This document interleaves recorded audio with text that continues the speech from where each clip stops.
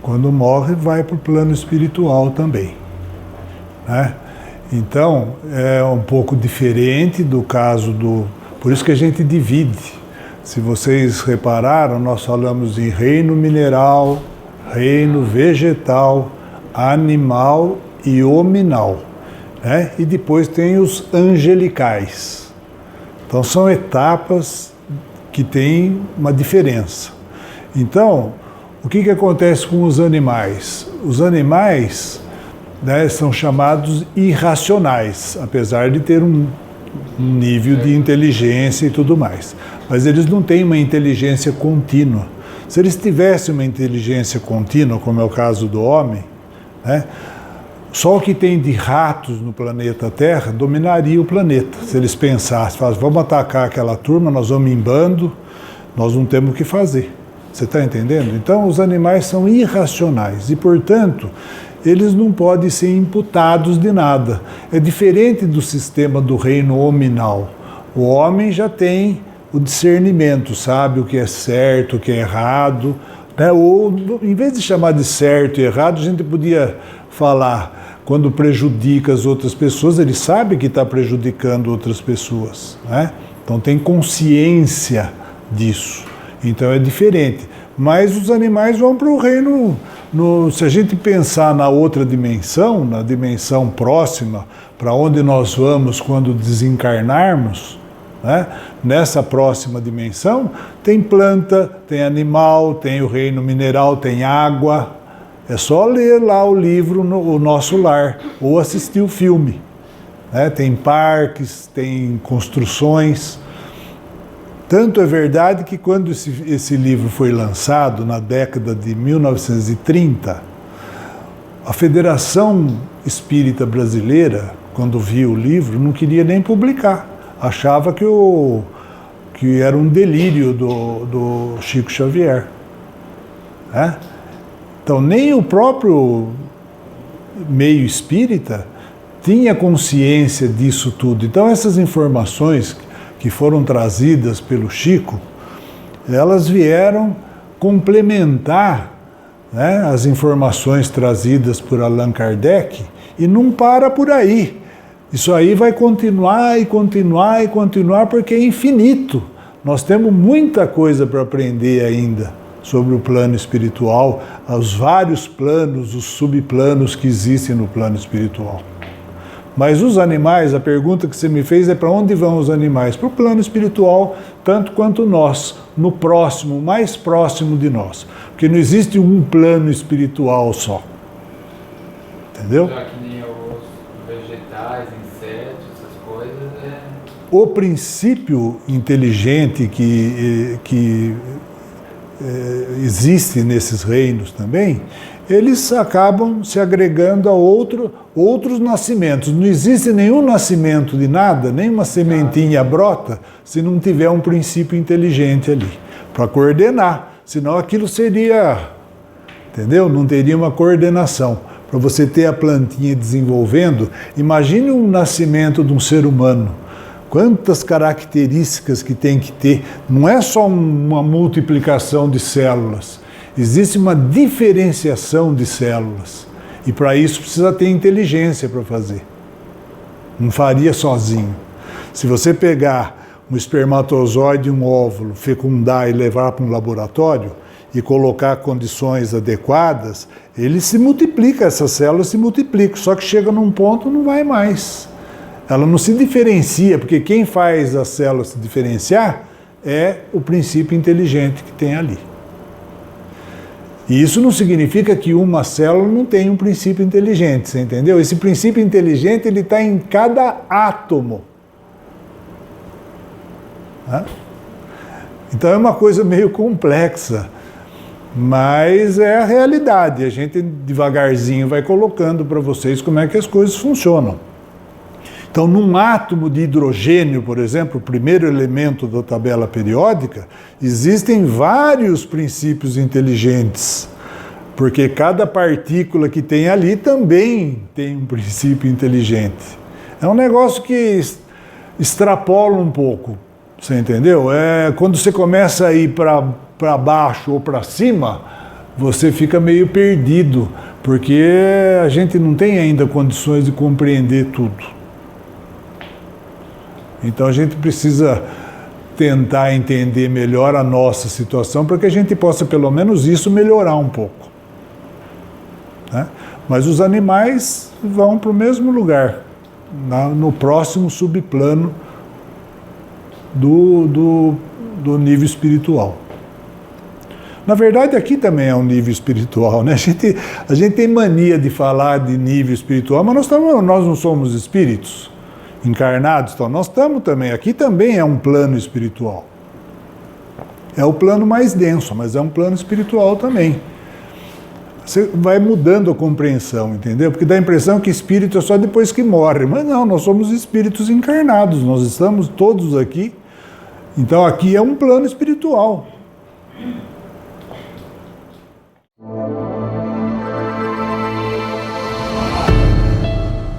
Olha, a gente tem que ter bem certinho essas coisas, essas diferenças. Nós temos o planeta Terra, que faz parte de um sistema solar, que por sua vez faz parte de uma galáxia, que é a Via Láctea, no meio de milhões de outras galáxias.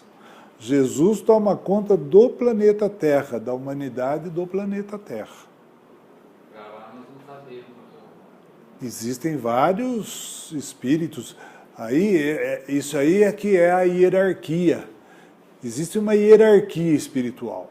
Sempre existe uma hierarquia.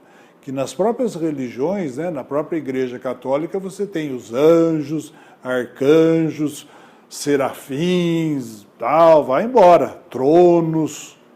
Na realidade, você tem espíritos que tomam conta de países, né? Você tem espíritos que tomam conta de cidades, você tem espírito que toma conta do planeta, você tem espírito que toma conta do sistema solar inteiro. Você tem espíritos que tomam conta de galáxia. Então é aí que está a hierarquia. Mas Deus seria o máximo. Deus é o máximo. É o que coordena tudo. Porque nós, com a nossa limitação, nós já identificamos bilhões de galáxias. Então é por isso que isso aí foge tanto da nossa possibilidade de compreensão, que não adianta discutir Deus. Deus é algo assim que está completamente fora do nosso alcance.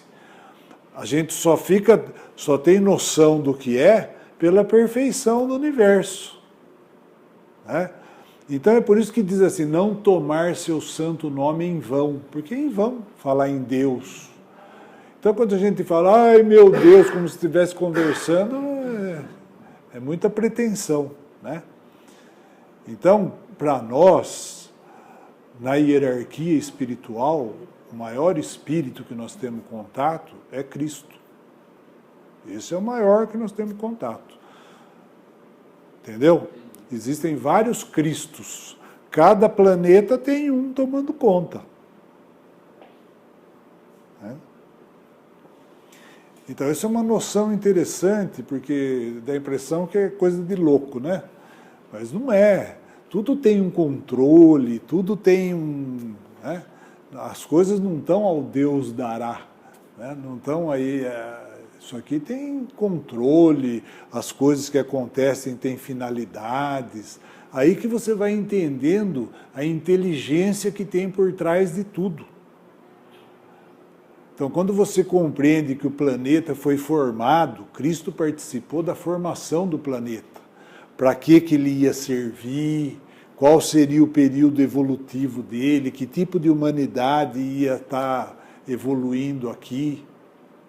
O planeta, como sistema solar, hoje também a gente sabe, ele tem um princípio, meio e fim.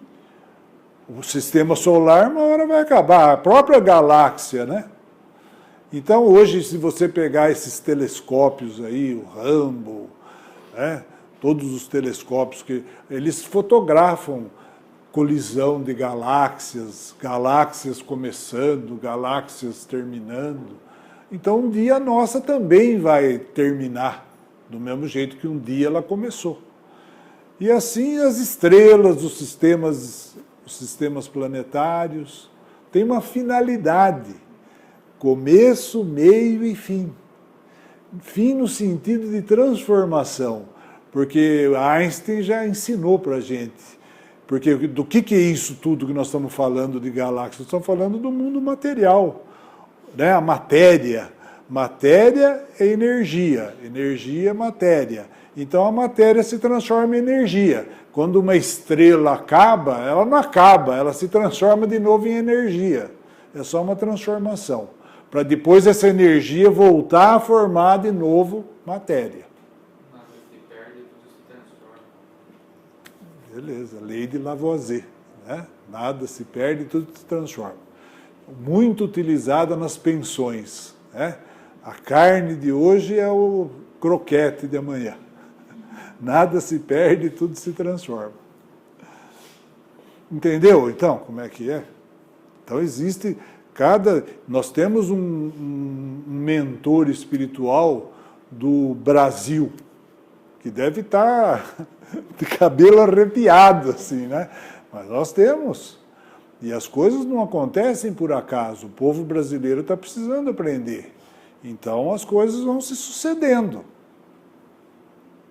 É interessante porque nós vamos falar agora das leis. As leis divinas, elas são leis imutáveis, né? A lei da ação e reação, a lei da evolução. As leis divinas, elas são imutáveis, né? Agora, as nossas leis, elas são variáveis. Às vezes uma lei vale num país, no outro não vale, não é assim? Mas as leis divinas não, as leis divinas são imutáveis, né? Então é muito interessante, se a gente começa a destruir a natureza, a própria ação de destruir a natureza, como existe um equilíbrio entre as coisas, esse desequilíbrio vai trazer problema para nós. É que nem está acontecendo, você desmata, né? Você diminui a umidade, você esquenta mais o planeta, esquentando mais o planeta, tem toda uma sequência. Aí as geleiras, elas começam a derreter, se derreter muito a geleira, o mar sobe o nível, subindo o nível, alcança as cidades litorâneas e assim por diante. Tudo tem consequência. Então essa questão da consequência tanto vale no macro, como vale no micro, né? Como vale para a gente dentro de casa. Se você tem um problema lá na sua família, se você resolve mexer com a sua mãe, né, judiar da sua mãe, isso vai ter uma consequência, não é verdade? E assim por diante. Se você não se dá bem com aquele, então, ação e reação, tudo traz consequências. Se for uma ação boa, benéfica, você vai colher a reação benéfica também. Se for uma ação deletéria, você vai colher também a correspondente resposta dessa sua ação. Né? Daí a questão, a lei da ação e reação. Se eu planto a bondade, eu recebo de volta a bondade. Se eu planto o mal, a violência, eu vou receber, e assim por diante. É uma lei muito bonita, perfeita, e que funciona, principalmente no nível espiritual, no nível evolutivo que nós estamos, nós ainda precisamos das diferenças, do claro e do escuro, do dia e da noite, da saúde e da doença. Percebeu? É isso que nós precisamos. Ainda nós precisamos confrontar o quente e o frio. Nós vivemos de dualidades, né? Nós vamos aprendendo dessa maneira. Bom, falando então de leis, nós falamos aí para vocês do casamento. Eu queria deixar claro, não sei se todo mundo entendeu, que quando a gente combina no plano espiritual, quando a gente combina a possibilidade de voltar para cá, de formar uma família, de receber os filhos, como eu falei a semana passada, tem que tocar um sininho na hora que você vê, porque senão como é que você ia identificar no meio de bilhões de pessoas qual era a pessoa que você tinha combinado de vir? Então, em geral, quando você dá de cara com ela, toca um sininho. Agora, se você vai trocar essa possibilidade, essa pessoa por uma outra, porque ela é mais rica, ou porque ela é mais bonita, ou porque ela é loira, morena, de isso assim, aí já é o livre-arbítrio de cada um. E existe sempre um plano B. Essas inteligências são a coisa é tão violenta, que já tem um plano B. Se você resolver usar do seu livre-arbítrio para não fazer aquilo, vai aparecer um plano B para você. Porque a gente não veio aqui só para isso. A gente vem para cá, quando a gente faz uma encarnação, a gente vem para uma série de coisas. Você já começa vindo naquela família que te recebeu, seu pai, sua mãe, seus irmãos. Você tem a parte profissional, você tem os vizinhos, os amigos, os inimigos, as pessoas com quem você se simpatiza, as que você tem antipatia, todas essas fazem parte do seu contexto. Então você pode decidir não se casar com aquela pessoa que você tinha combinado. Vai ter um plano B para você. Mas as outras coisas permanecem. Entenderam isso?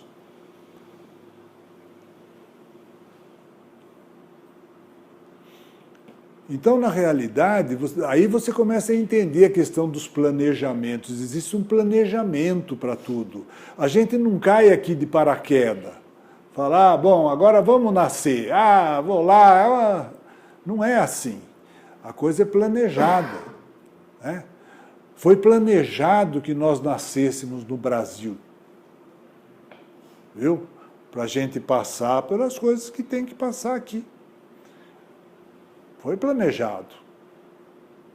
Não foi por acaso. Faz parte de um programa. Então, quando a gente entende que nós estamos aqui na vigência de um programa evolutivo, nós somos seres espirituais fazendo um programa evolutivo. E a nossa sala de aula, a nossa escola para fazer esse programa evolutivo é o planeta Terra. Mas alguns de nós, ou muitos de nós aqui, podem não ter feito todo o curso no planeta Terra. Nós estamos agora no planeta Terra, mas não significa que nós sempre estivemos no planeta Terra. Existem os outros planetas. Quando Jesus fala bem claramente, a casa do meu Pai tem muitas moradas, isso ele falou há 2000 anos atrás, Hoje nós estamos vendo que realmente tem muitas moradas.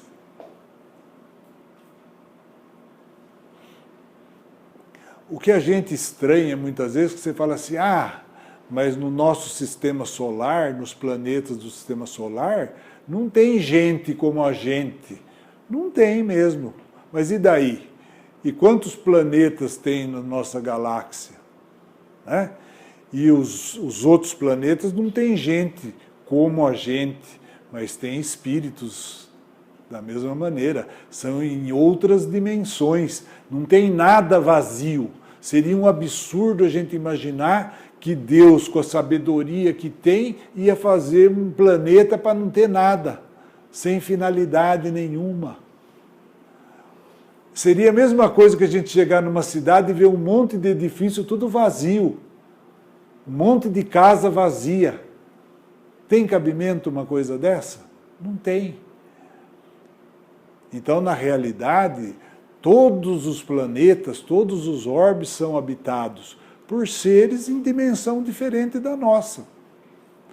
Não é verdade? Nós estamos aqui, Nós estamos aqui agora. nesse mesmo lugar que nós estamos aqui, nessa dimensão, né, na terceira, vamos chamar de terceira dimensão, nós estamos aqui, na quarta dimensão tem uma outra coisa aqui, que o médium vidente consegue visualizar. Nós estamos convivendo junto aqui. Ele passa, o indivíduo que está, né, nós, quando nós formos para essa outra dimensão, para a quarta dimensão, nós vamos conseguir atravessar, não existe parede da terceira dimensão para o ser da quarta, mas existe parede da quarta para ele. Entenderam isso? Na quarta dimensão tem também lugares, você pensa que fica onde? Daí que você começa a entender as cidades espirituais, como o nosso lar, que é uma delas. É uma cidade, tem prédios, tem construções.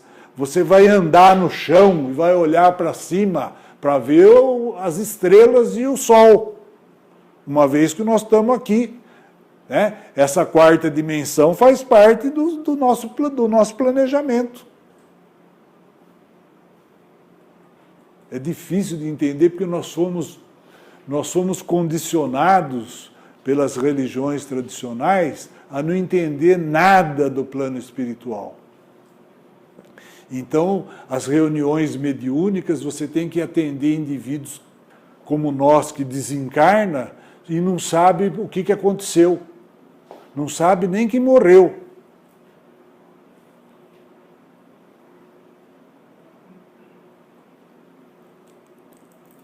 Então, é uma viagem que todos nós vamos fazer, né? Quando a gente sair daqui, nós vamos para outra dimensão, e a grande maioria não sabe como é que é lá, vai assustar a hora que chegar lá, porque não conhece. Porque o que você aprendeu? Que vai para o inferno, vai para o céu, vai ficar dormindo, esperando lá as trombetas tocarem, do juízo final, e não é nada disso.